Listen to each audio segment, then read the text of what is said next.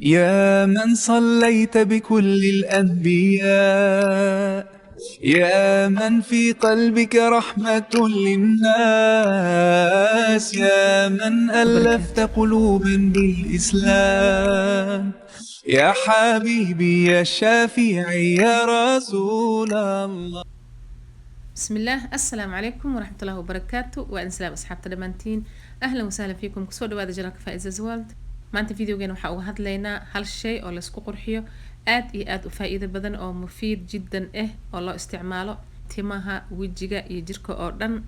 Dhamaanteena aan wada naqaano shaygaas marka waxaa waaye asxaabta aloe vera ama dacaar waaye. marka maanta dacaarta faa'iidadeeda sida la isugu qurxiyo iyo isticmaalkeeda rabaa inaan idin sheego idinka ka faa'iideeyo. marka soo dhawaada asxaabta aad iyo aad u mahadsantihiin. videoga like dhaha, share gareyn asxaabtiina u share gareeya. haddii aanu cusub tahayna fadlan channelka subscribe dheh, gambaleelkana furo.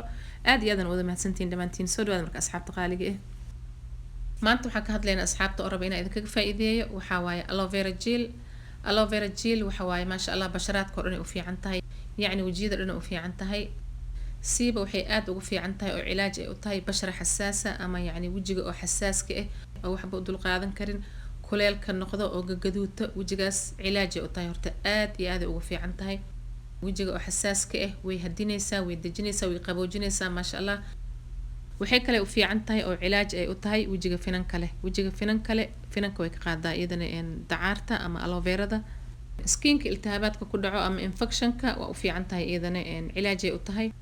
لأنه aloe verada jiilkeeda wuxuu leeyahay biyo badan wajiga markuu qallalan yahay timaha qaleelka eba maasha Allah waa qoynaysaa waana u fiican tahay aad iyo aad.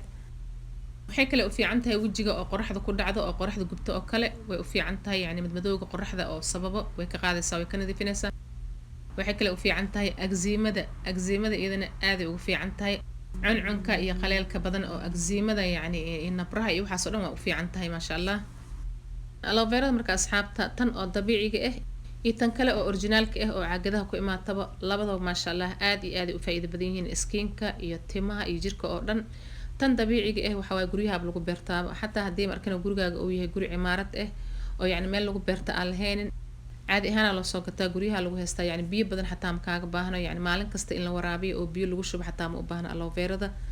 haddii gurigaaga aad ku beeran kartid maasha Allah aad iyo aad u fiican tahay gurigaaga aad ku beeran kartaa. haddii laakiin gurigaaga uu yahay guryaha oo cimaaradaha caadi waa la soo gataa gurigaaga ku haysan kartaa, yacni biyo badan ma kaaga baahno. si toos ah u isticmaali kartaa, yacni iyadoo fresh waa isticmaali kartaa. iyadoo waxna waa la isticmaali karaa oo original oo caagadaha ku imaato maasha Allah. labadoodaba waxa way aad iyo aad u faa'iido badan yihiin. aloe verada marka asxaabta wajiga way nadiifisaa, aad wajiga u nadiifisaa iyo jirka oo dhanbo.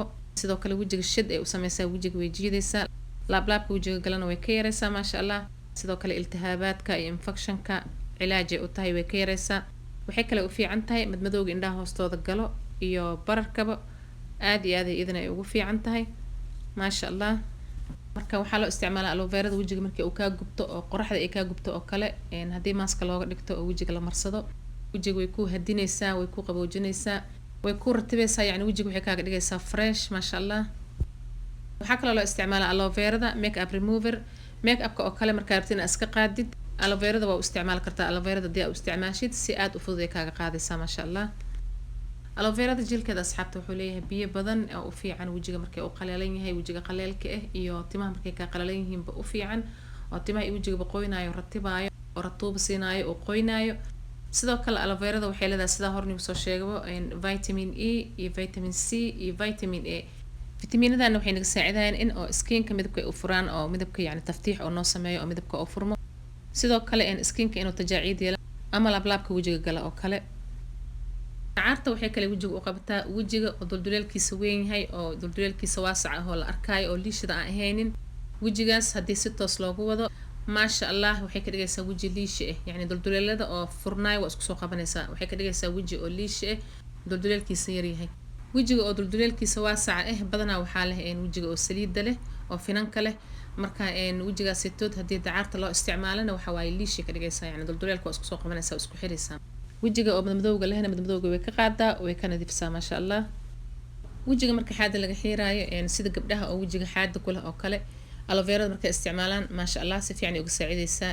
wajigana waa lagu xiiraa marka wajiga xaad laga xiiraayo wajiga waxay u tahay faa'iido waa laga xiiraa wajiga xaada haddii xaad badan aad ku qabtid iyo haddii xaadaada ay tahay xaad oo khafiif ahba waxa wajiga waxaa fiican markasta in la xiiro yacni faa'iido badan uu leeyahay xiritaanka wajiga insha Allah video idin kaga soo sameyn doonaa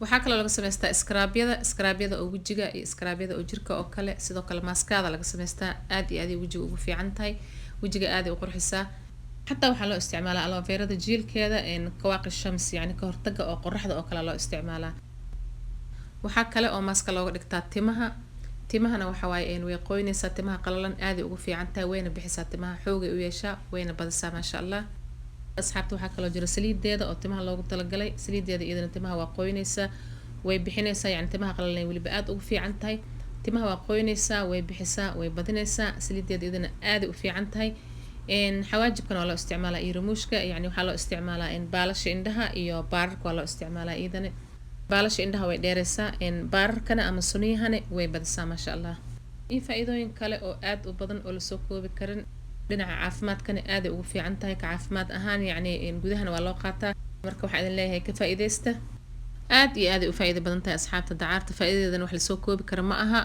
marka waxaa idin leeyahay isla ogaada dacaarta isticmaala insha Allah gurihiina yaa laga weynin aad iyo aad u mahadsantihiin aad iyo aad idinkaga mahadcelinaya daawashadiina la socodkiina iyo commentiyaashiina quruxda badan insha Allah waxaan oo balanahay videoga dambe waxaan idinkaga tegayaa khayr badan assalaamu calaykum waraxmatullaahi wabarakaatuh